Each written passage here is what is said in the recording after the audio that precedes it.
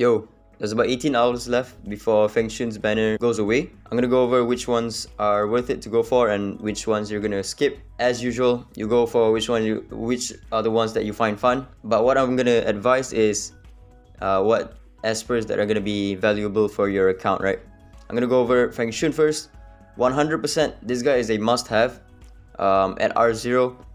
But is he worth it to go for R2? So with R0, he already works perfectly fine in Falsetto Fantasy. I did go for his R2, but that's because I have spare wish stones. He bumped my score from, I think it was like 65 million to 100 million.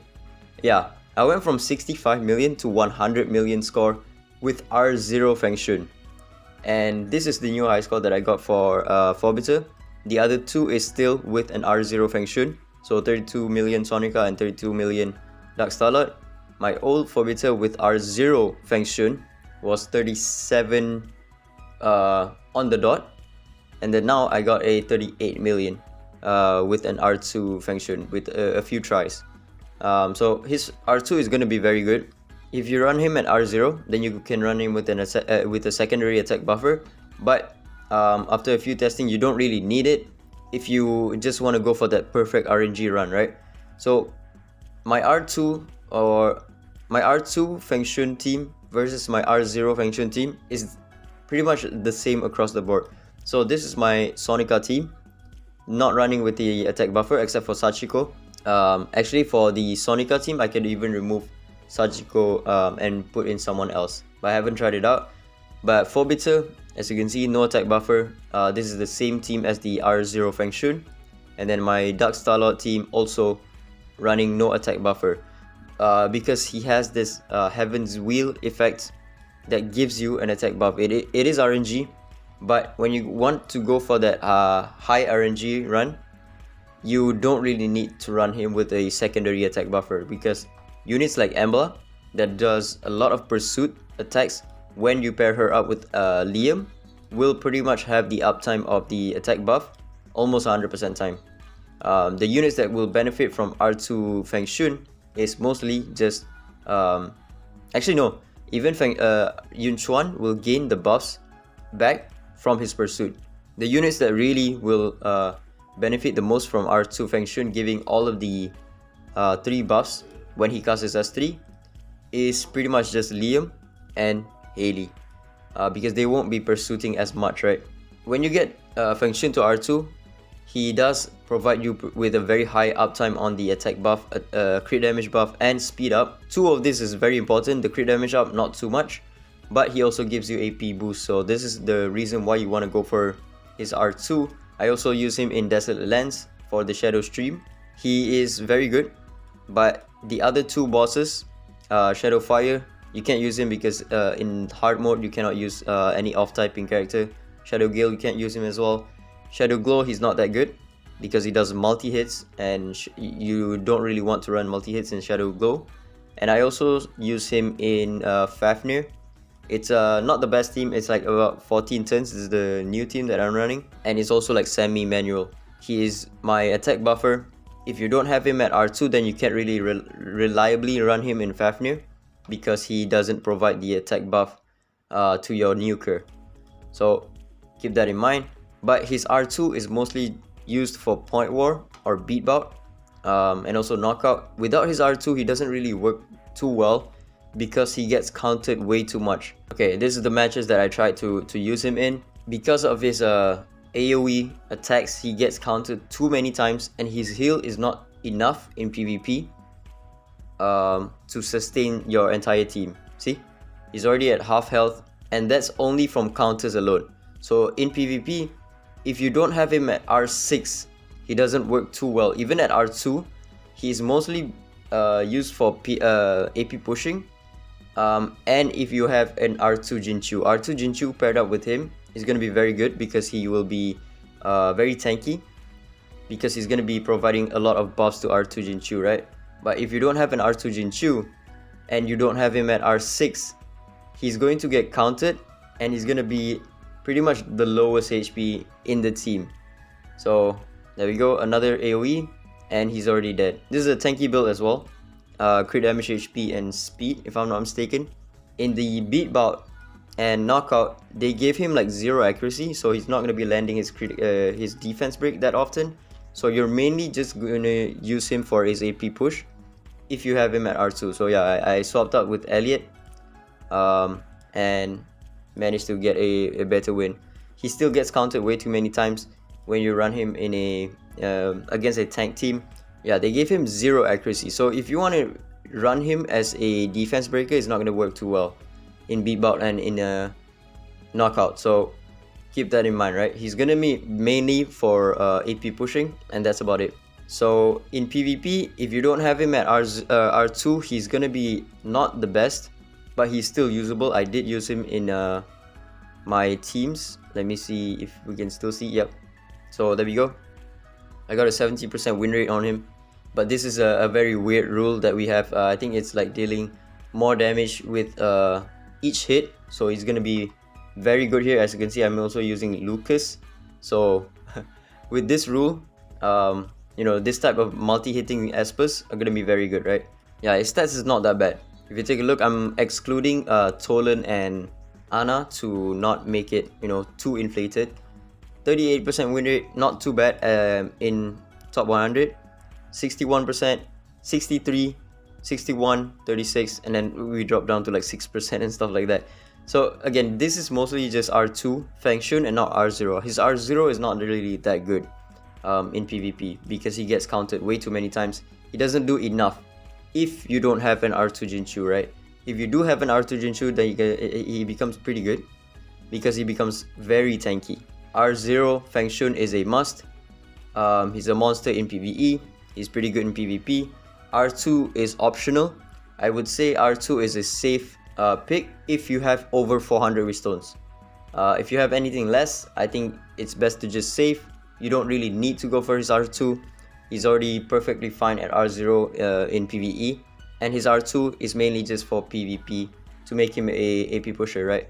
Javid, completely skip this guy. Not worth it. 100 Restones at all. If you do pull him from GR, then you can use him for the towers, but that's pretty much it. You don't use him in PvP at all because of Jinyu Yao.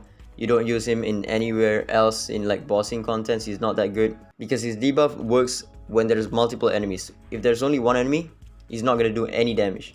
So 100% skip.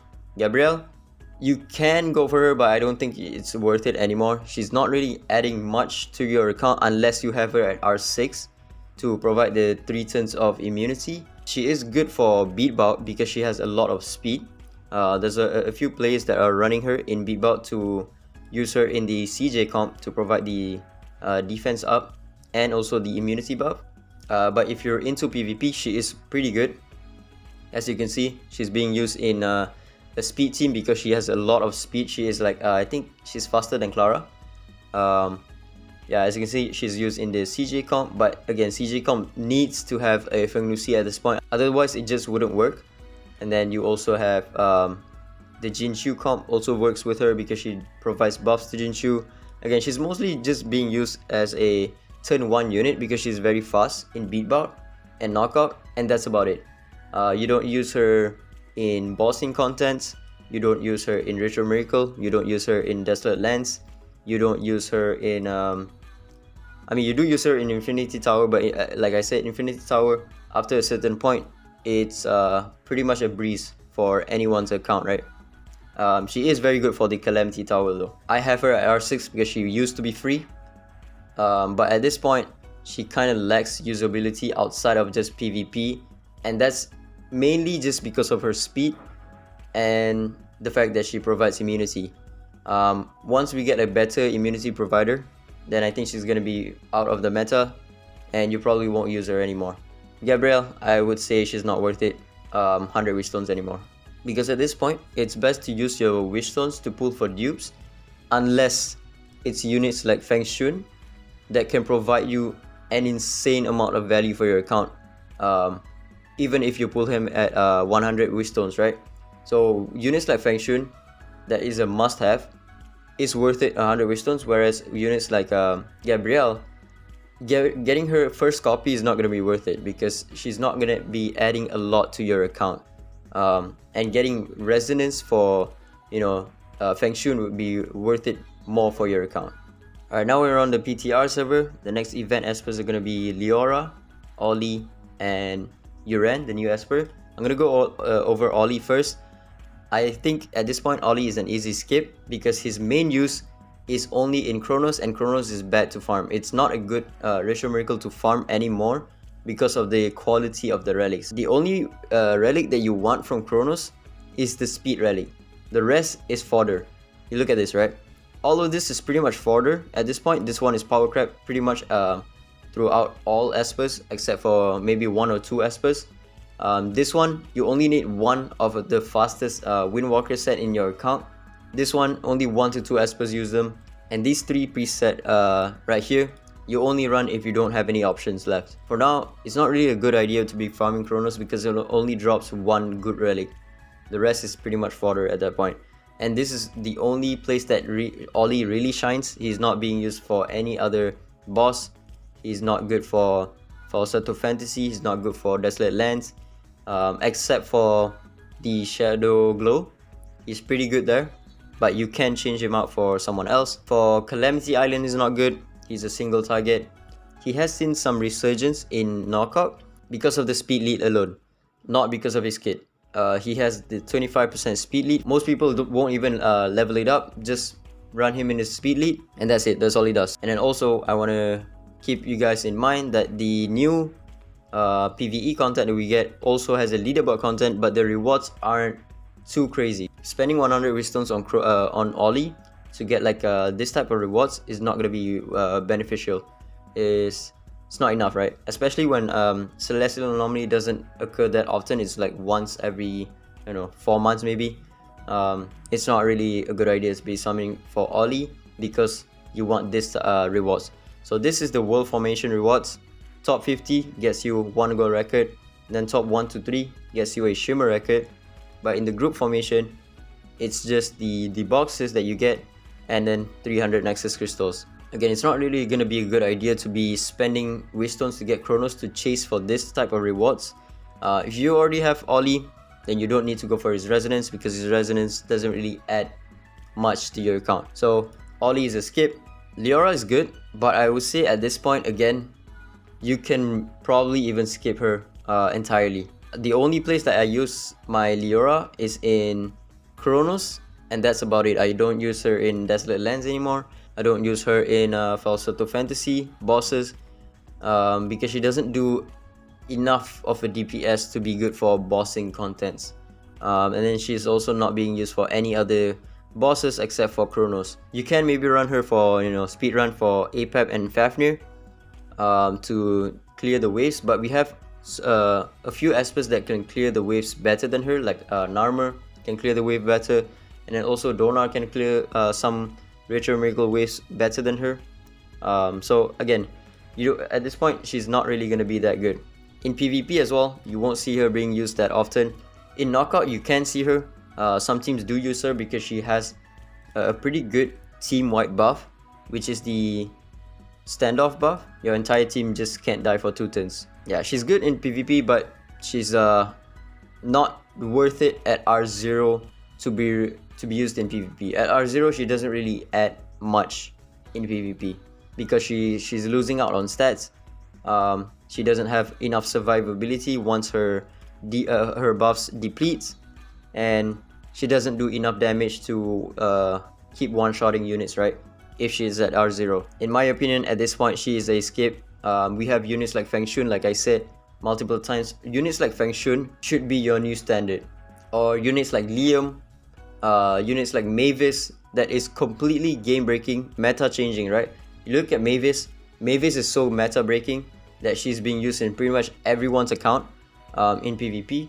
And you look at Feng Xun, one of the best, pretty much I would say he's the best PvE esper at this point, because of how good he is at healing, at damaging, at the buffs that he provides. And then you have units like Liam that has insane synergy with a bunch of espers like Tever, like Ambla, Yunchuan as well, if you don't have any other options. So yeah, those units would add more to your account than what R0 Leora would.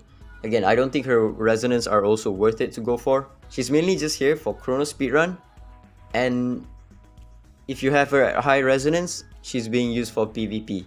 And then last unit that we're going to talk about is Yuren. Yuren, as we've mentioned in the previous video, he's not going to be good in any other content other than Forbiter. There's no doubt that he's going to be very good for Forbiter and he's going to add a lot to your score. In the PTR server, some people have already run him in the Forbiter team. As you can see, 45 million running him, because he's pretty much a carbon copy of Elaine, but just better. He has defense break on his S3 and he also provides the extra damage and attack up. So he's Elaine but better, right? Other than Forbiter, he's not going to be useful. He's going to be useful for PvP if you have an R6 Hilda. So if you guys don't know, R6 Hilda will make the sleep debuff uninterrupted even if you attack the enemies. But if you don't have an R6 Hilda, sleep debuff is essentially useless. So if you take a look at Hilda right here, sleep won't be removed by damage. Without R6 Hilda, he is just a glorified AoE defense breaker and attack buffer, and that's about it. So you might see some uses for him in the towers just to land defense break for the flow one, and then that's pretty much his use. He's not going to be useful for PvP. He's not going to be useful for towers because the sleep debuff is garbage in this game. Without R6 Hilda, you're better off running a stunner or a petrify or a freeze unit. That being said, he is a complete skip at R0. R2, maybe he has some uses, but maybe if you pull like two of him from gold record, it might be worth it to go for his R2. Just to spend 70 wish stones, right? His R6 might be useful for all bosses because he starts gaining extra turns with his S3, and he's going to be cycling his S3 and S2 very well. Also, your flow Espers is going to be doing better in those contents. But for now, in the game, we don't have enough good flow Espers that can do well in areas that you want to do well in. So Donna is very good in some of these bossing contents, but he's pretty much the only one. Ggez is not good. Ggez eats up too many turns for him to be good in bossing contents. Ollie is not good. Bayondina is not good. Leora is not good.